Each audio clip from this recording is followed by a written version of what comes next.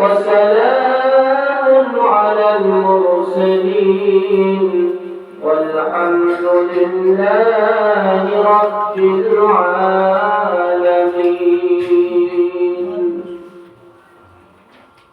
الحمد لله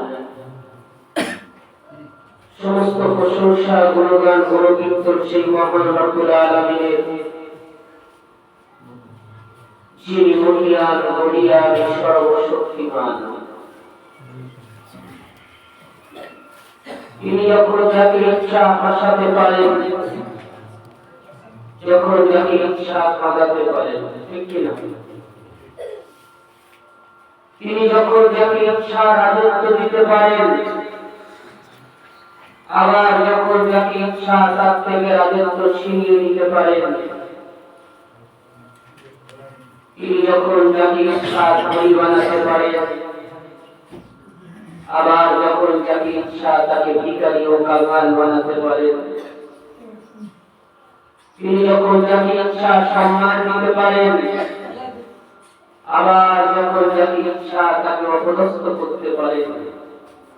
قل اللهم مالك الملك تؤتي الملك من تشاء وتنزع الملك ممن تشاء وتعز من تشاء وتذل من تشاء بيدك الخير إنك على كل شيء قدير। নবী আপনি বলে দিন, বিশ্ব জগতের বাদশাহ, তুতি মুলক মান তাশা, তুমি যাকে খুশি তাকে রাজত্ব দাও। ওয়া তানজিউল মুলকা মিম্মান তাশা, তুমি যাকে খুশি তার থেকে রাজত্ব ছিনিয়ে নাও। ওয়া তুইজ্জু মান তাশা, তুমি যাকে খুশি তাকে সম্মান দাও। ওয়া তুযিল্লু মান তাশা, তুমি যাকে খুশি তাকে অপদস্থ করো। বিয়াদিকাল খাইর, তোমার হাতে রয়েছে যাবতীয় কল্যাণের চাবি। ইন্নাকা আলা কুল্লি শাইইন কাদির, নিশ্চয় তুমি সব কিছুর উপর পরিপূর্ণ ক্ষমতাবান। আল্লাহ এমন এক সত্তা, তিনি যখন যাকে ইচ্ছা সন্তান দিতে পারেন, আবার যখন যাকে ইচ্ছা তার থেকে সন্তান ছিনিয়ে নিতে পারেন। তিনি যখন যাকে ইচ্ছা পুত্র সন্তান দিতে পারেন, আবার যখন যাকে ইচ্ছা তাকে কন্যা সন্তান দিতে পারেন। তিনি যখন যাকে ইচ্ছা পুত্র কন্যা উভয় দিতে পারেন, আবার যখন যাকে ইচ্ছা তাকে কিছুই দেন না। সেই মহান রব্বুল আলামিনের জন্য আমরা সকলে একবার অন্তর থেকে বলি আলহামদুলিল্লাহ। লক্ষ কোটি দরুদ ও সালামের নজরানা পেশ করছি সেই বিশ্ব নবীর দরে, যিনি বিশ্ব নবী, বিশ্ব নবী, বিশ্ব কবি, বিশ্ব প্রফেসর, যিনি ধরার রূপে রহমাতুল লিল আলামিন রূপে প্রেরিত হয়েছেন, যিনি পৃথিবীতে শিক্ষক রূপে প্রেরিত হয়েছেন, যিনি পৃথিবীর সব থেকে বড় শিক্ষক, যিনি পৃথিবীর সব থেকে বড় সেনাপতি, যিনি পৃথিবীর সব থেকে বড় বৈজ্ঞানিক, যিনি মা আমিনার নয়নের তারা, যিনি মা খাদিজার হৃদয় সম, যিনি খাতামুন নবিয়্যিন, যিনি সাইয়্যিদুল মুরসালিন, যিনি বলেছেন আনা সাইয়্যিদু উম্মতি আদম ইয়াউমুল কিয়ামাহ। কাল কিয়ামতের দিবসে যখন সকল মানুষ পেরেশান থাকবে, আমি সকলের নেতা হব, আমি সকলের সরদার হব। বিয়াদি লিওয়াউল হক, আমার হাতে থাকবে প্রশংসার ঝান্ডা। ওয়ালা ফখরা, আর এটা আল্লাহ পাকের দেওয়া দান, এতে আমার বিন্দু মাত্র কোনো অহংকার নেই। সেই নবী সাল্লাল্লাহু আলাইহি ওয়াসাল্লামের জন্য আমরা সকলে একবার বলি সাল্লাল্লাহু আলাইহি ওয়াসাল্লাম। বিশ্ব নবী দয়াল নবী রাহমাতুল লিল আলামিন, এর জন্ম মক্কাতে।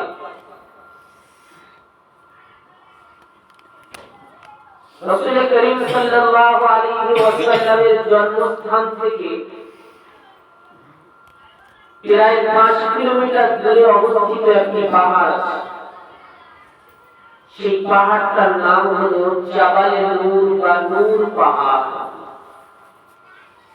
রাসূল করিম সাল্লাল্লাহু আলাইহি ওয়াসাল্লাম বয়স প্রায় 40 এর কাছাকাছি। নিজের বাসস্থান থেকে নিজের স্ত্রী হযরত খাদিজাতুল কুবরা রাদিয়াল্লাহু তাআলা আনহা থেকে কিছু পানি, খেজুর ইত্যাদি নিয়ে 5 কিলোমিটার দূর অবস্থিত ওই পাহাড়, যেটার উচ্চতা প্রায় 2500 ফুট, 2500 ফুট উচ্চতা বিশিষ্ট ওই পাহাড়ে তিনি আরোহণ করে একদম উপরে ওঠার পরে একটু নিচে নেমে একটা সুড়ঙ্গ দিয়ে প্রবেশ করতে হয় একটি ছোট্ট গুহাতে। সেই গুহার নাম হলো হীরা গুহা। হীরা গুহা এটা একটা গুহা, আর এটা যে পাহাড়ে অবস্থিত সেই পাহাড়ের নাম হলো নূর পাহাড়। হীরা গুহা পাহাড়ের নাম না, পাহাড়ের একটা গুহা। রাসূল করিম সাল্লাল্লাহু আলাইহি ওয়াসাল্লাম সেই গুহাটাকে বাছাই করলেন, চয়ন করলেন। একজন মানুষ সেই গুহাতে দাঁড়িয়ে আরামে নামাজ পড়তে পারে, এতটা বড়। আল্লাহ পাক আমাকে কয়েকবার সেই গুহাতে চড়ার তৌফিক দিয়েছেন। সেই গুহাতে আল্লাহ রাসূল সাল্লাল্লাহু আলাইহি ওয়াসাল্লাম আল্লাহ পাকের ধ্যান করতেন। কেন আল্লাহ রাসূল এই গুহাটাকে বাছাই করলেন? মক্কার মধ্যে আরো অনেক গুহা ছিল, আরো অনেক পাহাড় ছিল। রাসূল করিম সাল্লাল্লাহু আলাইহি ওয়াসাল্লাম হীরা গুহাকে কেন চয়ন করলেন, বাছাই করলেন? তার অনেকগুলি কারণের মধ্যে এটা একটা কারণ, যে যদি আপনি কখনো সেখানে ওঠেন দেখবেন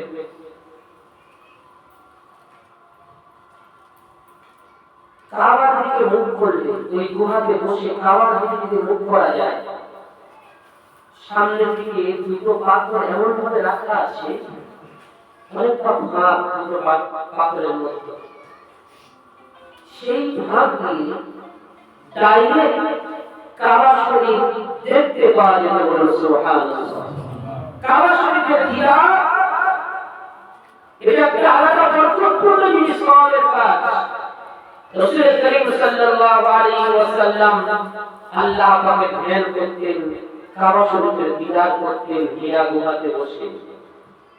বর্তমান কাবার চতুর্দিকে বড় বড় বিল্ডিং হয়ে যাওয়ার কারণে এখন কাবা দেখা যায় না, কিন্তু সেই সময় কোনো বিল্ডিং ইত্যাদি ছিল না, কাবা শরীফ ডাইরেক্ট দেখা যায়।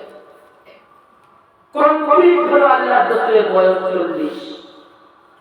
40 বছর। যখন আল্লাহ রাসূলের কমপ্লিট হয়, মানুষের আকৃতি ধারণ করে হযরত জিবরাইল আলাইহিস সালাতু ওয়াস সালাম আল্লাহ রাসূলের কাছে এসে পৌঁছালেন। জিবরাইল আলাইহিস সালাতু ওয়াস সালাম এসে বললেন, ইকরা মুহাম্মদ, তুমি পড়ো। হীরা গুহার ঘটনা বলছি সর্বপ্রথম, ইকরা মুহাম্মদ, তুমি পড়ো। কি পড়তে বলছেন? আমি যে শব্দগুলি তোমাকে পড়তে বলছি সেই বাক্যগুলি তুমি পড়ো। আল্লাহ রাসূল বলেন, মা আনা বিকারিন, আমি পড়তে পারছি না। ভালো করে কথাটা মন দিয়ে শুনবেন। আমি যদি আপনাদেরকে বলি বলুন আলিফ, বলতে পারবেন তো? আর বলুন বলতে পারবেন তো? আমি তো বলে দিচ্ছি, আপনি এটা বলুন। যদি বলি বা, বলতে পারবেন কি পারবেন না? এখানে যদি আপনি বলেন যে আমি তো পড়তে জানি না, এই কথা কি হবে? তুমি পড়তে না জানলে আমি বলছি তুমি পড়ো। জিবরাইল আলাইহিস সালাতু ওয়াস সালাম আল্লাহ রাসূলকে কিছু বাক্য পড়তে বলেছিলেন। আল্লাহ রাসূল বলছেন, মা আনা বিকারিন, তুমি তো বলছো পড়তে, কিন্তু আমি করতে পারছি না, আমার সামান চলছে না। কোরআনের আয়াত, কোরআন এত পাওয়ারফুল জিনিস, এত শক্তিশালী জিনিস। রাসূল করিম সাল্লাল্লাহু আলাইহি ওয়াসাল্লাম বলেছেন, জিবরাইল তুমি পড়তে বলছো, আমার জবান চলছে না, আমি নিতে পারছি না। কত ভারী জিনিস।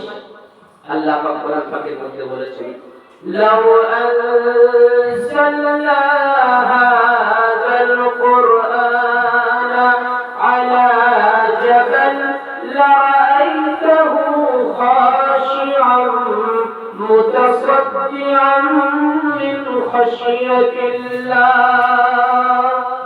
যদি এই কোরআনের আয়াত, এই কোরআনটাকে দুনিয়াতে না রেখে, মানুষের সিনাতে না রেখে যদি পাহাড়ের উপর রাখতাম, তাহলে কোরআনের পাওয়ার এমন পাহাড় চূর্ণ বিচূর্ণ হয়ে যেত।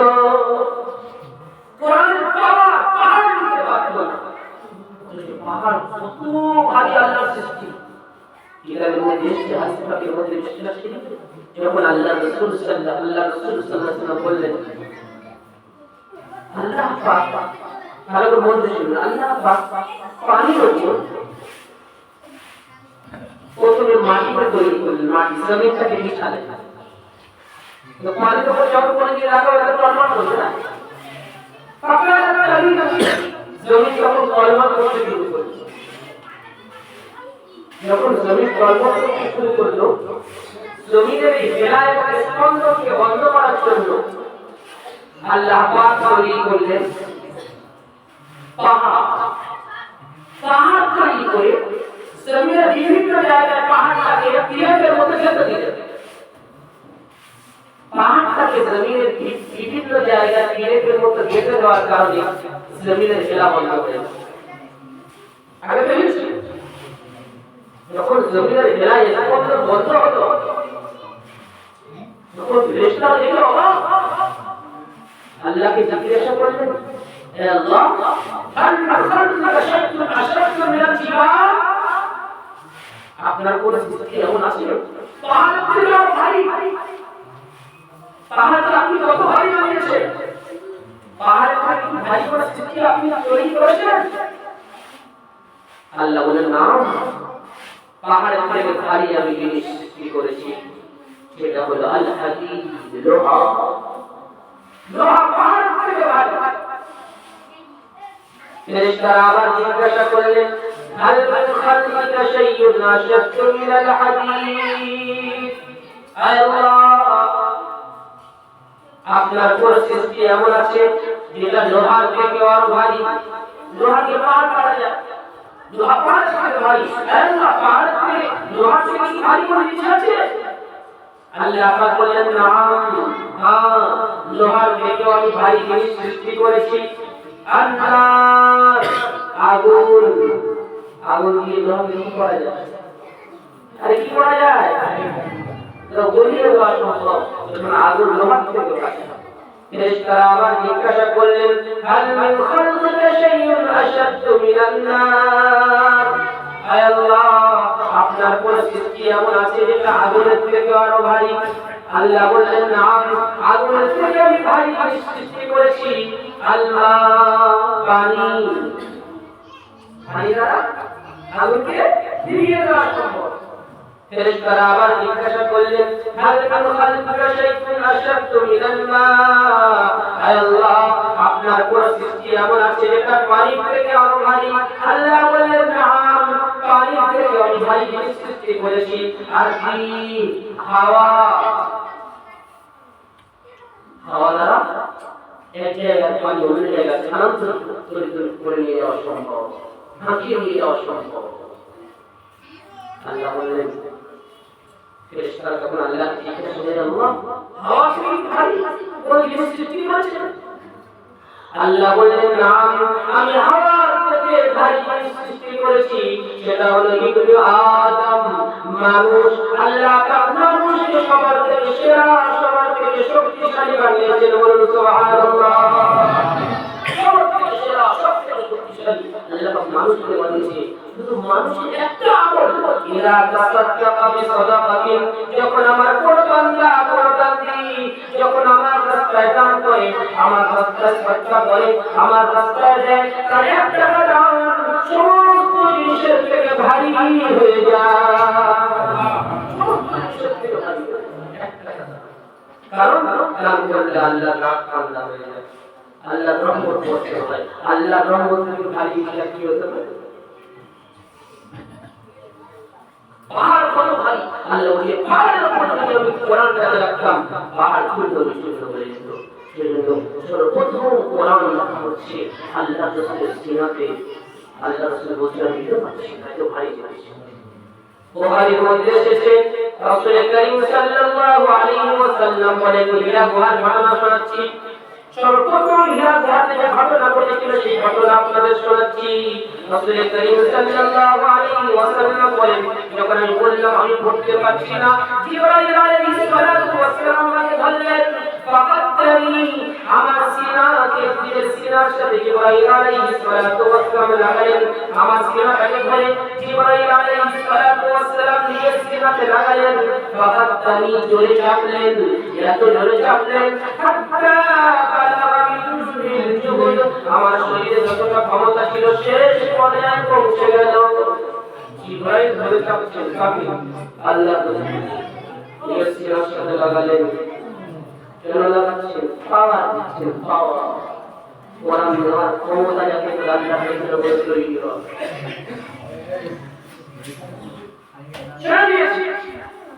এত নষ্ট হচ্ছে শরীরের সমস্ত ক্ষমতা শেষ পর্যায়ে পৌঁছে গেল আল্লাহ রাসূল সাল্লাল্লাহু আলাইহি ওয়াসাল্লামকে ছেড়ে দেওয়ার পর জিবরাইল বললেন মুহাম্মদ ইবাদত করো আল্লাহ রাসূল সাল্লাল্লাহু আলাইহি ওয়াসাল্লাম বলেন মা আনা বিকারিন আমি এখনো পর্যন্ত পড়তে পারছি না জিবরাইল আলাইহিস সালাতু ওয়াস সালাম আবার আল্লাহ রাসূলকে বললেন আল্লাহ রাসূলের সিনাটাকে নিজের সিনার সাথে লাগালেন জোরে চাপলেন এত জোরে চাপলেন আল্লাহ রাসূল বলছেন আমার শরীরে যত ক্ষমতা ছিল শেষ পর্যায়ে পৌঁছে গেল আল্লাহ রাসূল বললেন জিবরাইল আবার আমাকে ছেড়ে দিলেন দিয়ে বললেন কি ওয়াজি করা মুহাম্মদ তুমি পড়ো আমি আবার বললাম আমি পড়তে পারছি না জিবরাইল আলাইহিস সালাতু ওয়াস সালাম আবার নিজের সিনার সাথে আল্লাহ রাসূলের সিনাকে লাগালেন লাগানোর পরে যখন আল্লাহ রাসূলকে তিনি ছেড়ে দিলেন দিয়ে বললেন কি করা মুহাম্মদ এবার তো পড়ো যখন আল্লাহ রাসূলের জবান থেকে বের হলো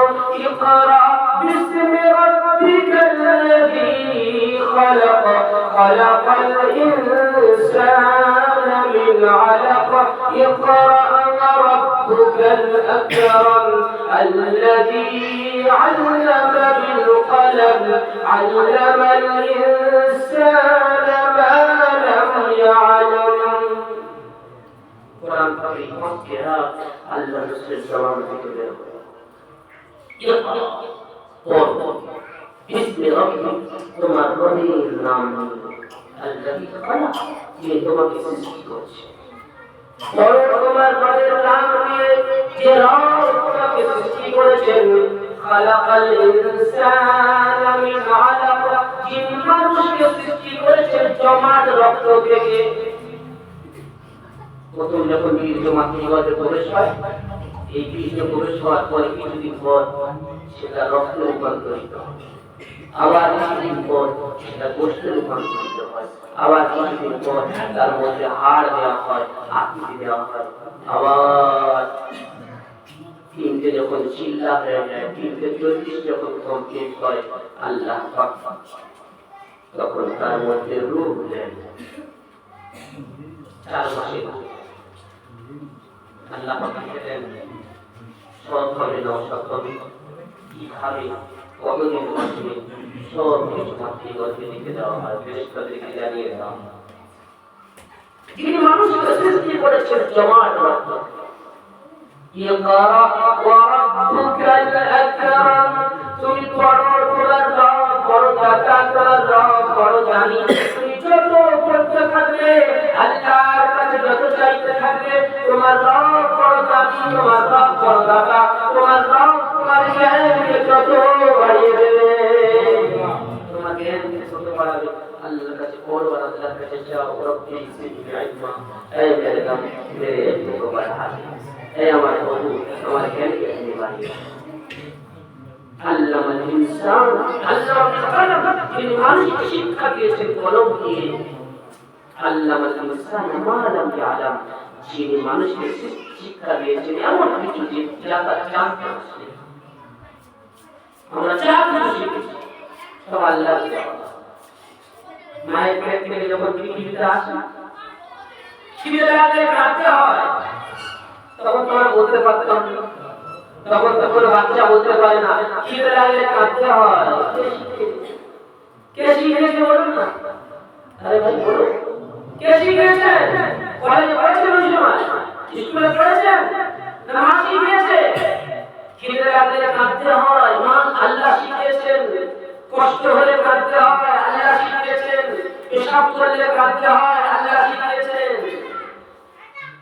আল্লামাল ইনসান মা লাম ইয়ালাম যিনি মানুষকে এমন কিছু শিক্ষা দিয়েছেন যেটা সে জানতো না এই পাঁচটি আয়াত আমাকে উল্লেখ কোরআনে আল্লাহ রাসূল নবী হয়ে কোরআন পাকে পাঁচটি আয়াত অবতীর্ণ হওয়ার পরে রাসূল করিম সাল্লাল্লাহু আলাইহি ওয়াসাল্লাম নবী হয়েছেন এমন একটা ঘটনা আল্লাহ রাসূলের ঘটেছে এমন একটা ঘটনা মক্কার মধ্যে ঘটেছে এমন ঘটনা পৃথিবীতে না পারার ঘটেছে আল্লাহ রাসূল ছাড়া না পারার ঘটবে রাসূল করিম সাল্লাল্লাহু আলাইহি ওয়াসাল্লাম কাঁপতে ভয় হয়ে নিজের দিকে খাদিজার কাছে পৌঁছায় আল্লাহ রাসূল স্ত্রী খাদিজা রাদিয়াল্লাহু তাআলা আনহাকে পুরো ঘটনা শোনালেন বোঝা গেল নিজের যখন কোনো সমস্যা হয় সর্বপ্রথম নিজের বউকে শোনাতে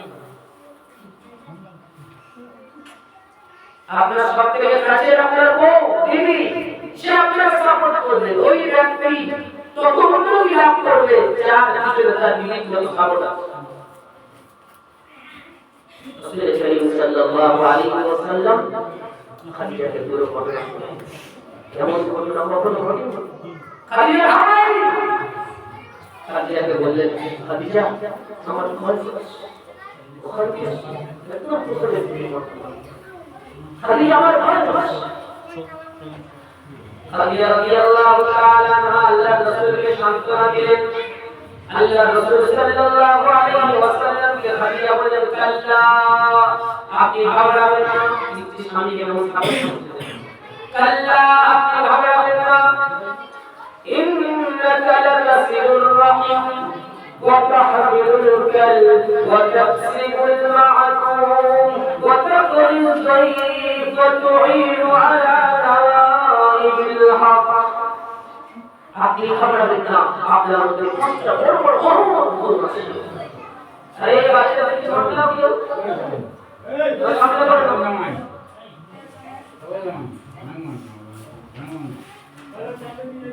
আমাদের যে ভাষা কথা বলতে না বুঝতে ঠিক আছে আল্লাহ আপনাকে অপছন্দ করেন না কারণ আপনার মধ্যে বড় বড় পাঁচটি গুণ আছে আল্লাহ রাসূল সাল্লাল্লাহু আলাইহি ওয়াসাল্লাম ইসকে খালিয়া শোনা নম্বরে ইন্নাকা লাতাসিলুর রাহিম আপনি আত্মীয়দের সাথে সম্পর্ক বজায় রাখেন আপনি আত্মীয়দের সাথে সম্পর্ক বজায় রাখেন নাম্বার 2 ওয়া তাহমিলুল কাল সমাজে যারা বোঝা যাদেরকে বোঝা মনে করা হয় আপনি তাদের খেয়াল রাখেন ওয়া তাকসিবুল মা'দুম সমাজে যারা ইনকাম করতে পারে না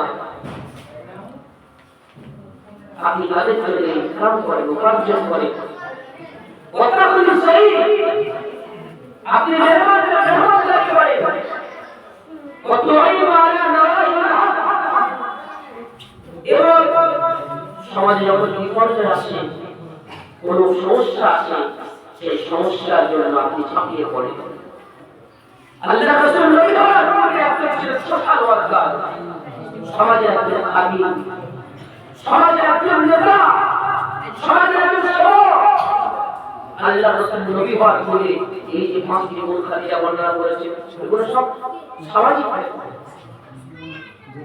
যে কাজ করতে হলে সেগুলো ওলামা ঠিক করে যখন তোর মুসিবত বিপর্যয় হয় ভাবিয়ে পড়ে আল্লাহ রাসূলের একটা মুস্তাকিল সুন্নাত রাসূল করিম সাল্লাল্লাহু আলাইহি ওয়াসাল্লাম কে খাবিরা বোঝালেন আল্লাহ রাসূল সাল্লাল্লাহু আলাইহি ওয়াসাল্লাম কে অর্ডার দেওয়া হলো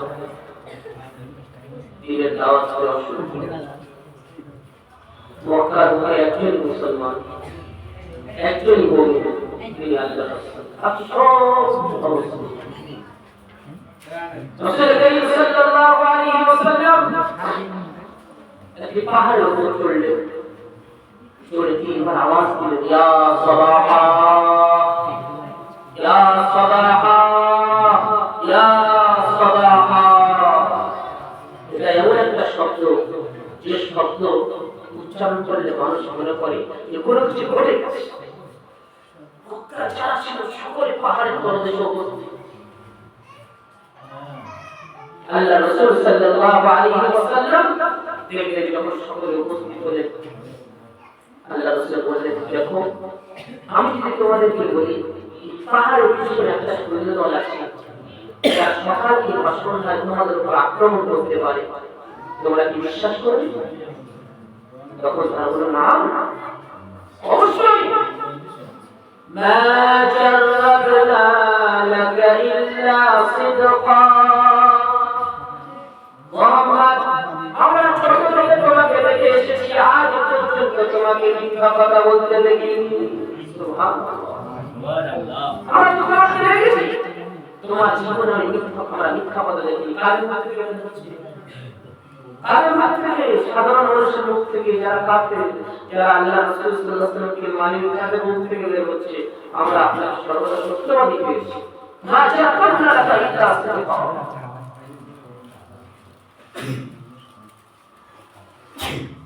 আল্লাহ রাসূল সাল্লাল্লাহু আলাইহি ওয়াসাল্লাম তখন বললেন ইয়া আইয়ুহান নাস আচ্ছা থাকো না গান করব কিছু যা থাকো আল্লাহ রাসূল সাল্লাল্লাহু আলাইহি ওয়াসাল্লাম বললেন ইয়া আইয়ুহান নাস কুলু লা ইলাহা ইল্লাল্লাহ তুফলিহু হে লোক সকল তোমরা লা ইলাহা ইল্লাল্লাহ বলে নাও কামিয়াব এই দাওয়াত সর্বপ্রথম আল্লাহ রাসূলের নিজের চাচা ছিলেন আবু লাহাব আবু জেহেল আল্লাহ রাসূলের নিজের চাচা নয় আবু জেহেল আল্লাহ রাসূলের নিজের চাচা নয় আল্লাহ রাসূলের নিজের চাচা হলো আবু লাহাব যখন আল্লাহ রাসূল সাল্লাল্লাহু আলাইহি ওয়াসাল্লাম জন্মগ্রহণ করেছিলেন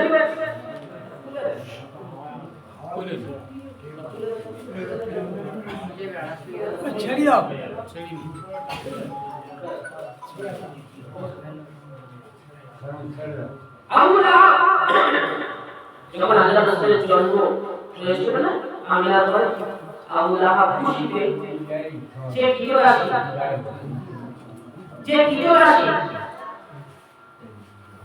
সুসংবাদ দিতে এসেছিল আবু লাহাবের নিজের মাটি নিজের কিলো রাশি তাকে স্বাধীন করে দেওয়া হয়েছিল খুশি সেই আবু লাহাব যখন আল্লাহ রাসূল বিয়ের দাওয়াত দিলেন আবু লাহাব তখন বলল তাব্বাত লাকা ইয়া মুহাম্মদ তাব্বাত লাকা ইয়া মুহাম্মদ আলিহাযা জামাতানা হে মুহাম্মদ তোর দুটো হাত ধ্বংস হয়ে যাক এই জন্য তুই আমাদের একত্রিত করেছিস কে বদুয়া দিচ্ছে বিশ্বের সবথেকে নিকৃষ্ট ব্যক্তি কার উপর বদুয়া করছে বিশ্বের সবথেকে উৎকৃষ্ট ব্যক্তি আল্লাহ পাক সঙ্গে সঙ্গে কোরআন পাকের আয়াত অবতীর্ণ করলেন تبت يدا أبي لهب وتب ما أغنى عنه ماله وما كسب يا أبو لهب তোর দুটো হাত ধ্বংস হয়ে যাক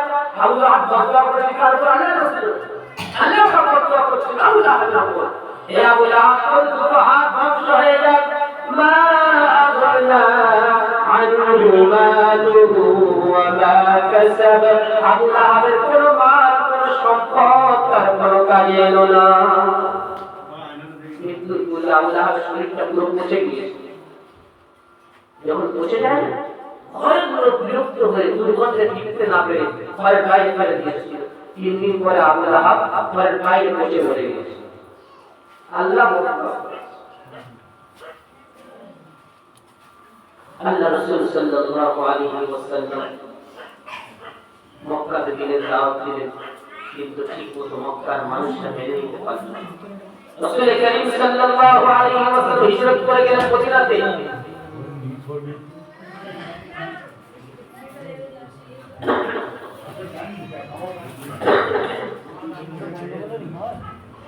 আল্লাহ রাসূল সাল্লাল্লাহু আলাইহি ওয়াসাল্লাম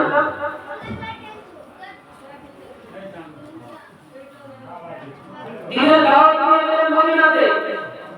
মদিনাতে গিয়ে বিশ্বনবী রাহমাতুল লিল আলামিন মদিনার বাইরে প্রায় 5 কিলোমিটার দূরে অবস্থিত একটি জায়গা, সেই জায়গাটার নাম হলো কুবা। আপনারা যারা হজ কিংবা উমরায় গিয়েছেন, কুবাতে নিশ্চয়ই গিয়েছেন। সেই কুবাতে আল্লাহ রাসূল একটি মসজিদ নির্মাণ করেন সর্বপ্রথম। সেই মসজিদকে বলা হয় মসজিদে কুবা। প্রিয় হাবিব সাল্লাল্লাহু আলাইহি ওয়াসাল্লাম বলেছেন, যদি কোনো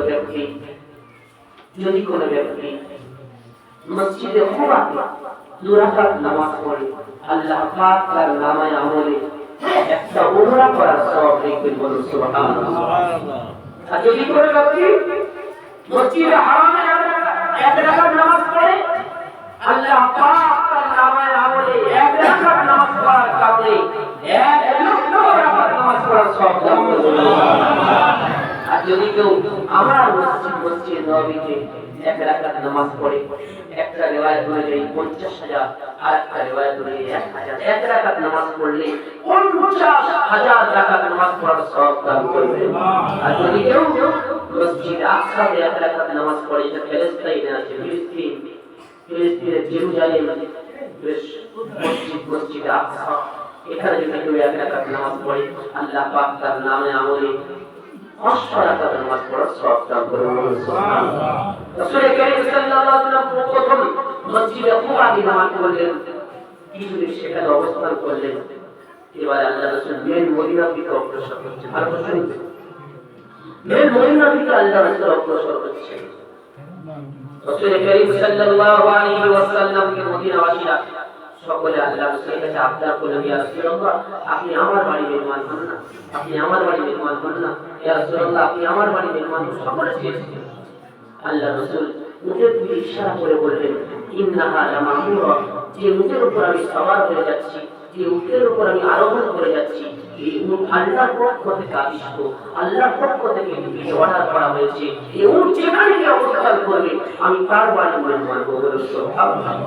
রাসূল করিম সাল্লাল্লাহু আলাইহি ওয়াসাল্লাম উট আস্তে আস্তে আস্তে আস্তে করে গিয়ে মদিনার একটি বড় বাগান, বড় খেজুর বাগানে গিয়ে বসে পড়লেন।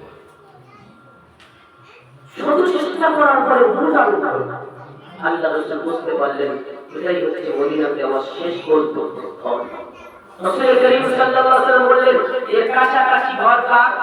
সকল বলে, ইয়া রাসূলুল্লাহ, আবু আইয়ুব আনসারী রাদিয়াল্লাহু তাআলা আনহু। আল্লাহ রাসূল আবু আইয়ুব আনসারী রাদিয়াল্লাহু তাআলা আনহু বাড়ির মেহমান করলেন। আল্লাহ রাসূল আবার জিজ্ঞাসা করলেন, যেখানে আমার মুখ বসে পড়েছে, অবস্থান করেছে, এই বাগানটা কার? বুখারীতে শেষে প্রথম খণ্ডে শেষে এই বাগানটা কার?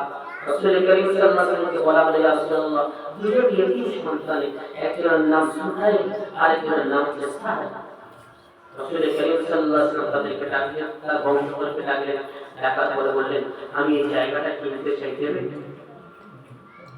তারা বললেন, লা নাতলুবু সামানাহু ইল্লা ইলাল্লাহ।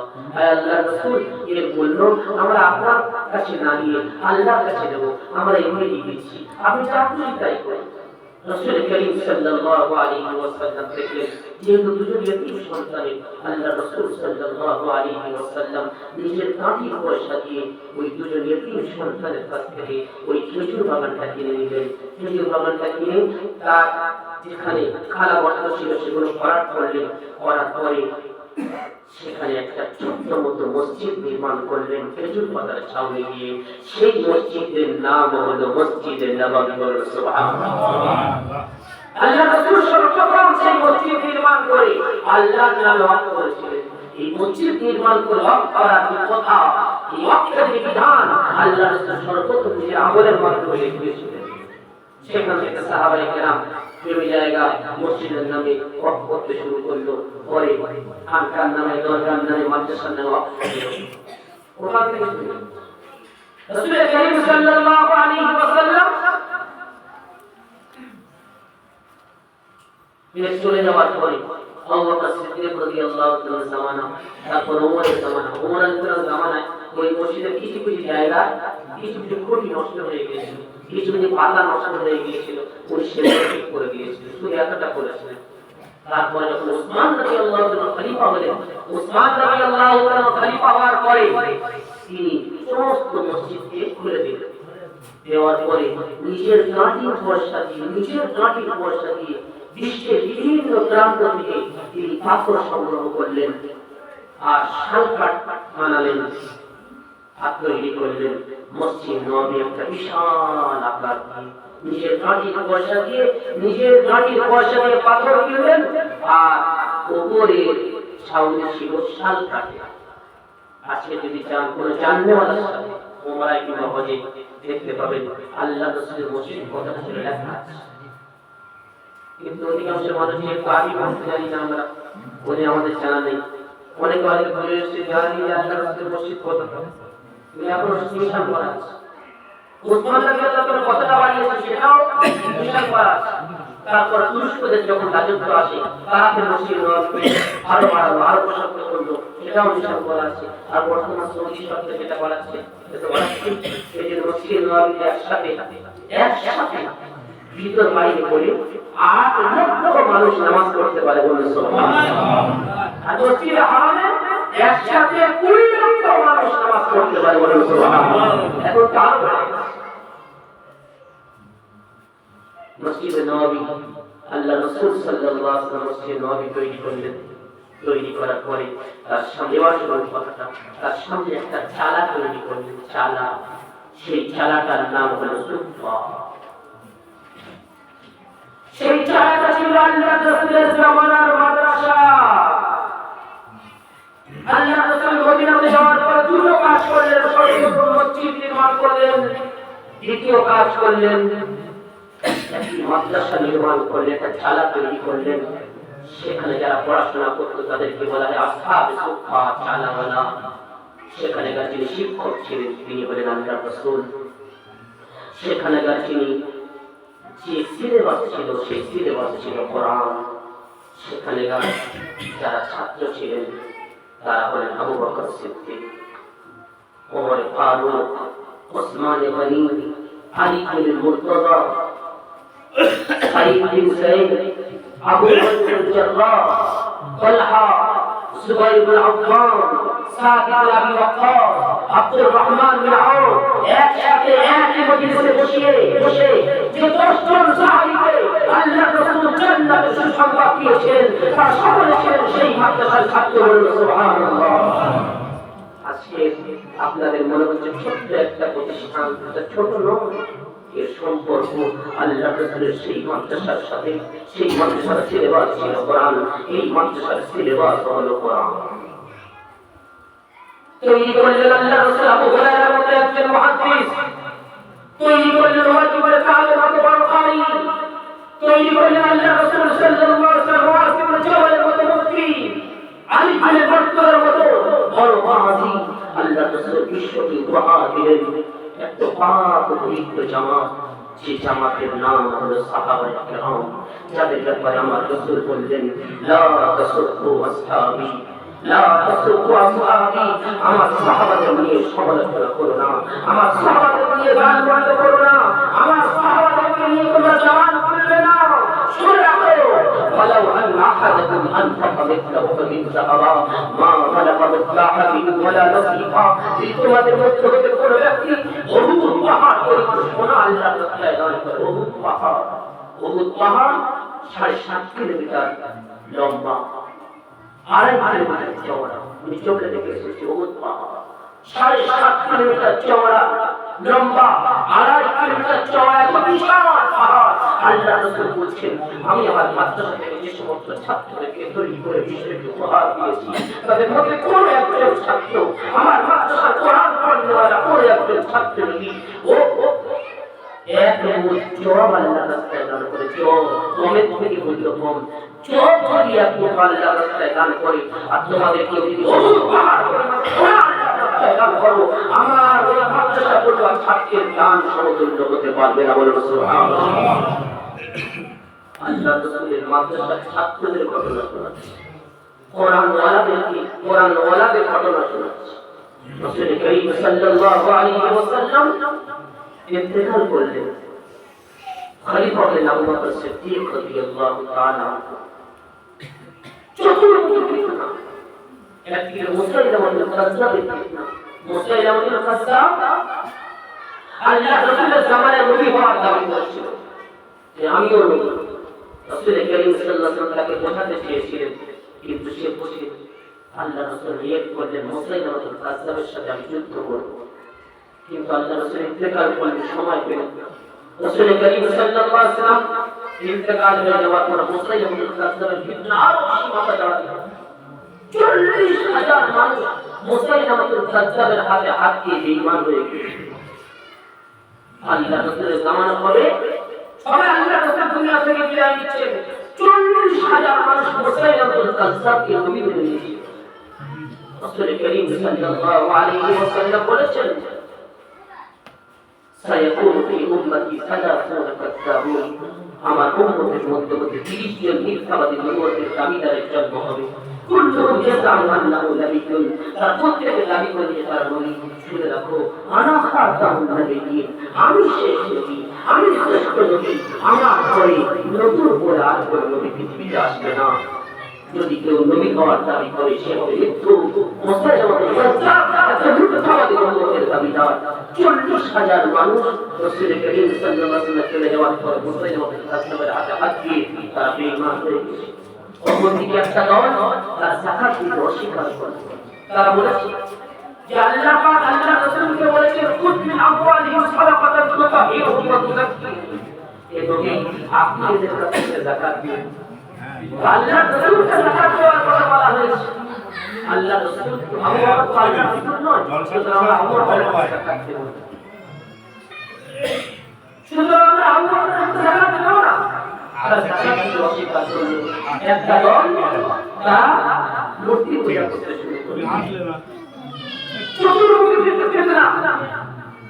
আবু বকর সিদ্দিক রাদিয়াল্লাহু আনহু শুনলেন, আবু বকর সিদ্দিক রাদিয়াল্লাহু তাআলা আনহু যিনি কোরআন ওয়ালা ছিলেন, আল্লাহ রাসূলের সরাসরি মাদ্রাসার ছাত্র ছিলেন, তিনি যখন খলিফা হলেন চতুর্মুখী ফিতনাকে দেখলেন, তিনি তখন জাতীয় ভাষায় ঘোষণা করলেন, আইয়ুল আসদ্দিন ওয়ালা হাই, আইয়ুল আসদ্দিন ওয়ালা হাই।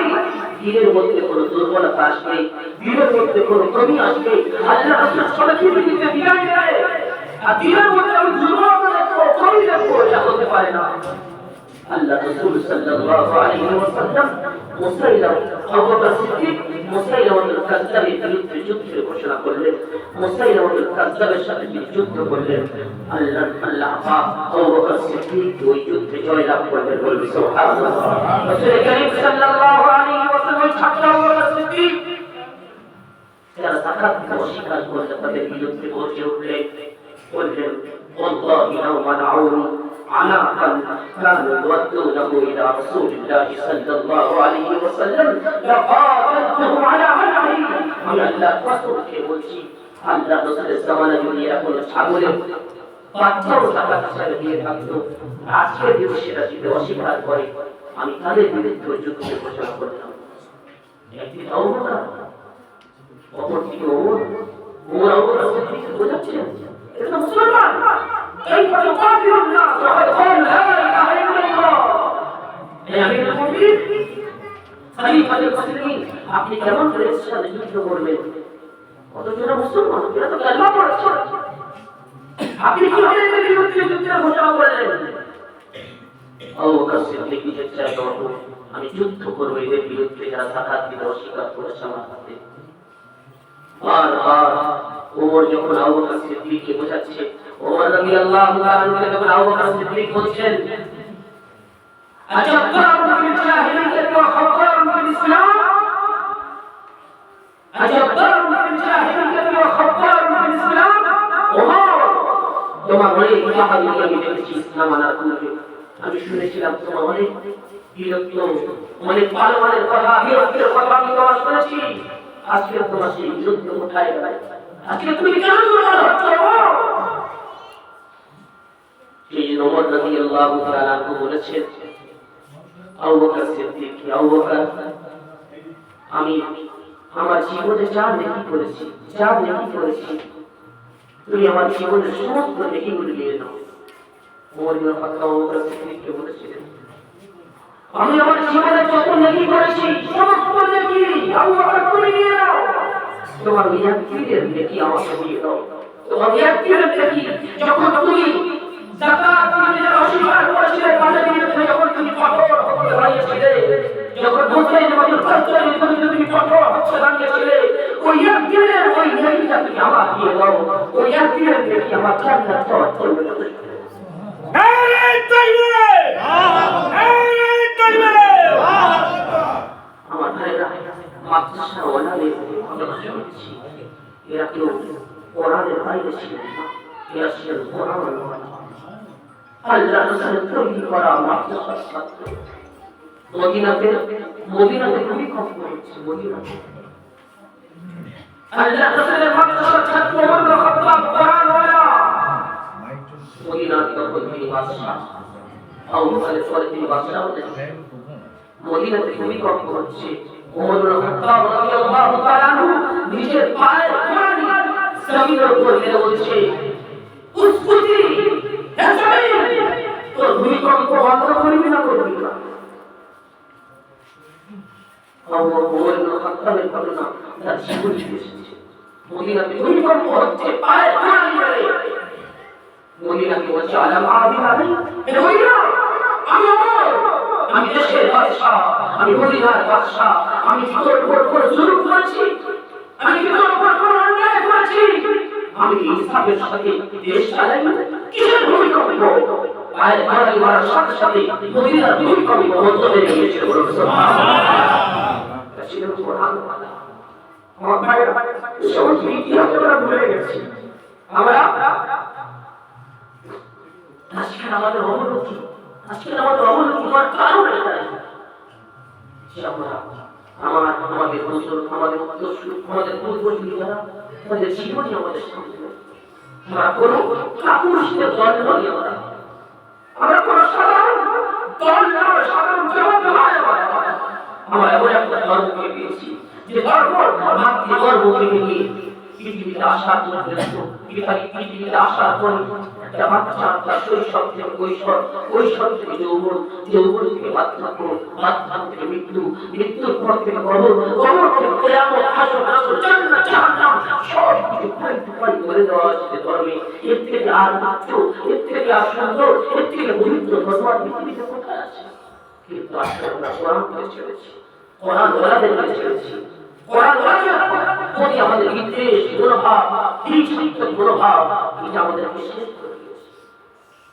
বলুন, আল্লাহ রাসূল সাল্লাল্লাহু আলাইহি ওয়াসাল্লামের জামানায় মুসলমানদের সংখ্যা বেশি ছিল না আজ? উত্তর দেন। আল্লাহ রাসূলের জামানায় মুসলমানদের সংখ্যা বেশি ছিল না আজ? সেই জামানায় মুসলমানদের মান সম্মান বেশি ছিল না আজ? জি, সেই জামানায় মুসলমান বেশি, সম্মান কম।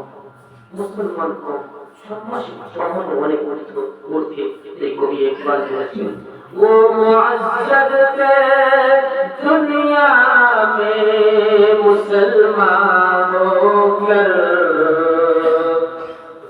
वो मुअज़्ज़ज़ थे दुनिया में मुसलमान होकर, आज तुम ज़लील ख़ार हुए तारीख़ कुरान होकर।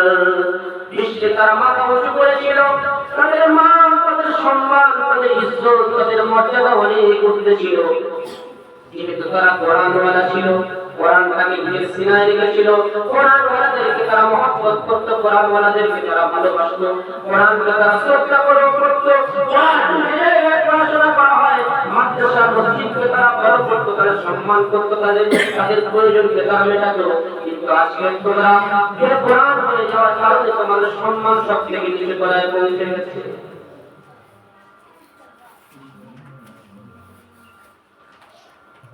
মধুরের প্রান্তর আমি বলছি,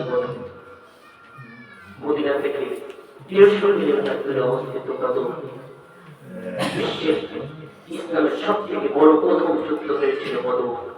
আমি সেখানে গিয়েছি, আমি পড়েছি বদরের ইতিহাস, আমি দেখেছি বদরের প্রান্তর, বারবার দেখেছি সেখানে। রাসূল করিম সাল্লাল্লাহু আলাইহি ওয়াসাল্লাম 304 জন সাহাবী সাথে নিয়ে বদরের প্রান্তরে পৌঁছালেন। অপরদিকে আবু জাহেল 1000 সৈন্য নিয়ে বদরের প্রান্তরে এসেছিল। রাসূল করিম সাল্লাল্লাহু আলাইহি ওয়াসাল্লামের সাহাবাদের সংখ্যা ছিল মাত্র 300 জন, বিপক্ষ দলের সংখ্যা ছিল 1000। সংখ্যায় আল্লাহর রাসূলের সাহাবাদের সংখ্যা ছিল কম, তাদের সংখ্যা ছিল বেশি। সংখ্যার দিক থেকে এরা ছিল মাইনাস, তারা ছিল প্লাস। রাসূল করিম সাল্লাল্লাহু আলাইহি ওয়াসাল্লাম এর কাছে যুদ্ধের সেরকম কোনো অস্ত্র ছিল না, তাদের কাছে যুদ্ধের সমস্ত রকম অস্ত্র ছিল। অস্ত্রের দিক থেকে এরা ছিল মাইনাস পয়েন্ট, তারা ছিল প্লাস পয়েন্ট। আল্লাহ রাসূল সাল্লাল্লাহু আলাইহি ওয়াসাল্লাম যে জায়গায় অবস্থান করেছিলেন সেটা ছিল বালি, তারা যে জায়গায় অবস্থান করেছিল সেটা ছিল মাটি। মাটিতে চলা সহজ না বালিতে চলা সহজ? জি, মাটিতে। আল্লাহ রাসূল মাটি বালি জায়গায় ছিলেন, সাহাবাদের পা খসে যাচ্ছিল, বুঝতে পারছিল মাইনাস পয়েন্ট। আবু জাহেল প্লাস পয়েন্ট ছিল। আল্লাহ রাসূল সাল্লাল্লাহু আলাইহি ওয়াসাল্লামের পানির কোনো ব্যবস্থা ছিল না, তাদের কাছে পানির ব্যবস্থা ছিল। আল্লাহ রাসূল যে জায়গায় অবস্থান করেছিলেন সেটা ছিল নিচু, তারা যে জায়গায় অবস্থান করেছিল সেটা ছিল উঁচু। বলুন নিচে থেকে উপরে হামলা করা সহজ, ওপর থেকে নিচে, ওপর থেকে নিচে। পাঁচটা মাইনাস পয়েন্ট ছিল আল্লাহ রাসূলের কাছে, পাঁচটা প্লাস পয়েন্ট ছিল আবু জাহেলের কাছে। আল্লাহ রাসূল সাহাবাদেরকে মাশওয়ারা করলেন।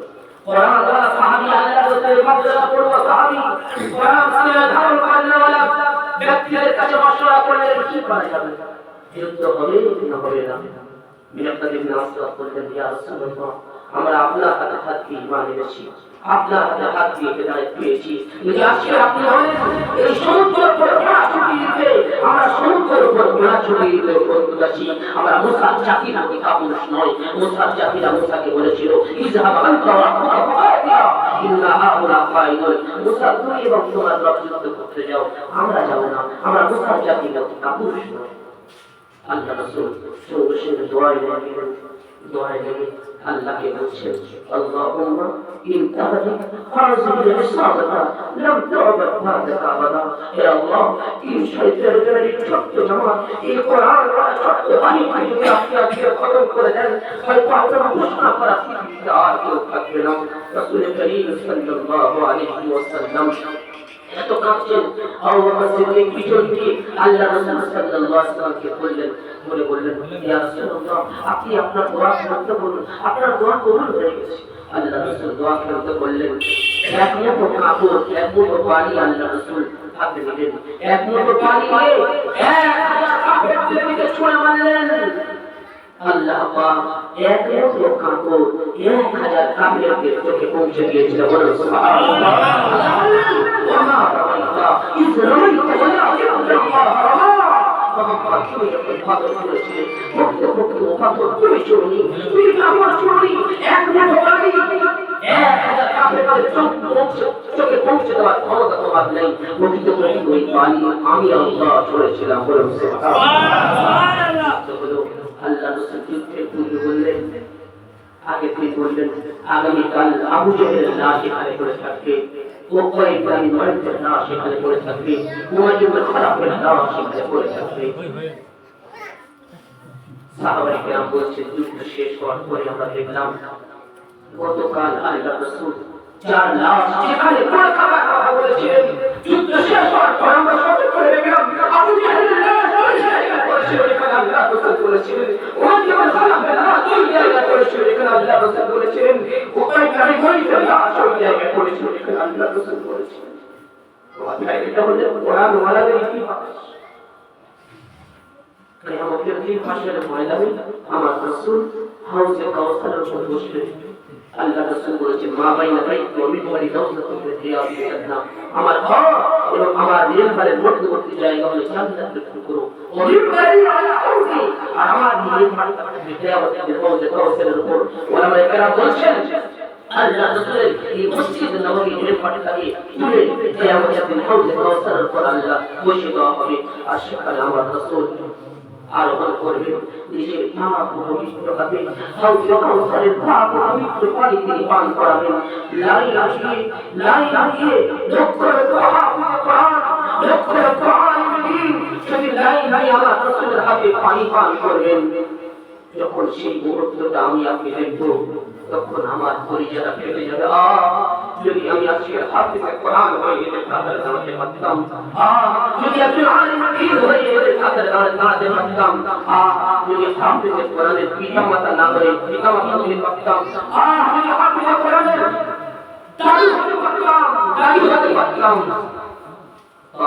হাফেজে কোরআন আমার আপনার আমার রক্ত দিয়ে যদি হাফেজে কোরআন কেউ তৈরি হতো, তাহলে হয়তো এই লাইনে দাঁড়িয়ে আমিও পানি পান করার সুযোগ পেতাম। সেই জন্য আমার ভাইরা, ওলামাদেরকে শ্রদ্ধা করুন, হাফেজে কোরআনদেরকে শ্রদ্ধা করুন। কোরআনের পৃষ্ঠা ছেড়ে দিলেও তাকে সম্মান করতে হয়, তাকে পা দিয়ে মারানো যাবে না।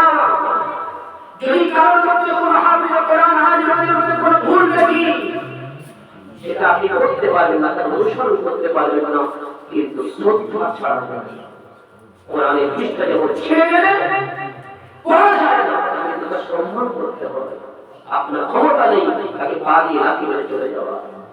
যেমন হাফেজে কোরআন ওলামায়ে দ্বীন, তাদেরকে শ্রদ্ধা করুন, সম্মান করুন। আল্লাহ পাক আমার আপনার সম্মানকে বাড়াবেন।